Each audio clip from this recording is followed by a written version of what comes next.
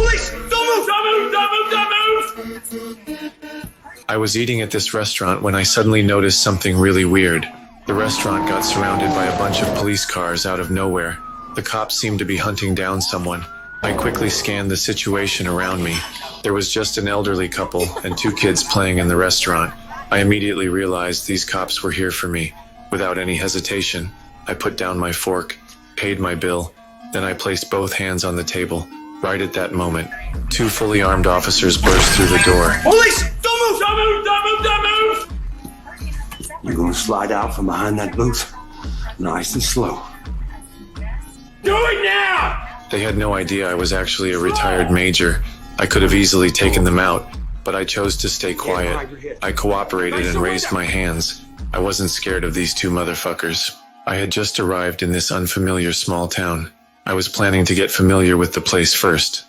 The cops escorted me to the police station. A female officer came over with a registration form. She wanted to ask for my personal information, but I didn't say anything. I carefully observed every detail in the police station. My behavior pissed off the fat chief. The chief was about to throw me in a holding cell. At the crucial moment, a black detective stopped the chief. This detective seemed more polite. He took me into a conference room alone. He explained why they arrested me. Last night, a brutal murder happened in town. The victim was shot twice in the back of the head with 9mm bullets at close range. After confirming the target was dead, the killer not only picked up the shell casings, but also beat the victim for a long time. Finally, he casually covered the body with a flat piece of cardboard. This morning, a witness claimed they saw me near the crime scene, so they decided to arrest me. After hearing the detective's description, I decided to defend myself. I didn't kill anybody. At least not recently. And not in this town. From the detective's preliminary description of this murder case, I quickly analyzed tons of details about the case. 3 men dropped this body. Enlighten me. Shooter was someone who knows firearms well. Bullets were small caliber, 9mm, 95 grain, that's subsonic. A silencer was used. He also knew enough to pick up his brass. This wasn't a first-timer. This was someone who knew how to conduct a quiet, effective kill. Okay, go on. You're also looking for a psycho who'd beat up a body post-mortem. Someone completely unhinged. Totally different profile from your professional shooter. Something wrong? No. You said there were 3. Your psycho isn't suddenly going to be rational enough to know he has to hide the body, and your meticulous shooter isn't going to do a sloppy job with roadside cardboard. Though the third guy's so worried about getting out of there, he grabs some nearby debris and just lays it across the corpse. You said the victim was big, so most likely his feet were sticking out, and that's how he got spotted. Tall people never have enough room for their feet. Interesting theory. After hearing my analysis, the detective totally agreed with my reasoning, but he still questioned my motive for being at the crime scene this morning. I had to explain to him. I just happened to get off at the nearby bus station. I'm from out of town. The reason I came to this small town was to pay respects to a blind blues singer.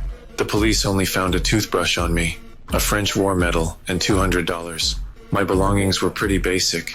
I traveled 900 kilometers to mourn the deceased. He thought I might be lying.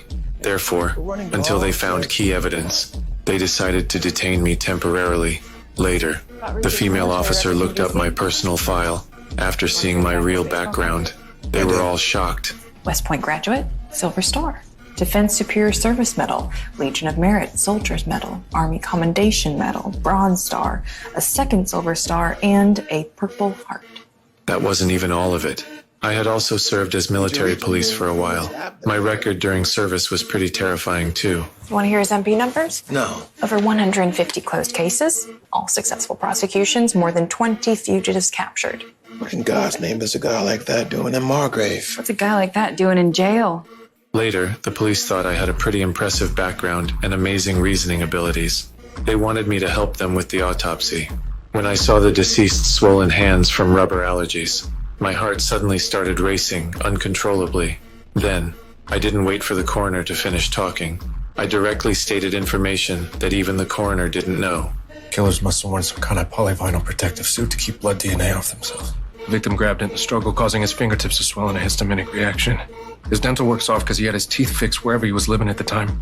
Broke his right arm when he was 8, had it set in Berlin. Had his tonsils taken out at 10 in Seoul. When I saw the body, my guess was right. This victim was actually my brother I hadn't seen in years. We were wrestling. I pinned him against the stove. Didn't know my mother had just turned it off. That's how my brother got this scar. Since we were kids, my brother had always been protecting me. Later, we each started working and lost touch. But in my heart, my brother was incredibly smart and excellent. He was always the brother I admired most. When I think back to that familiar yet cold body in the morgue, right now, I can no longer suppress the rage in my heart. You okay, Richard? I guess I'll find everybody responsible. And every last one of them.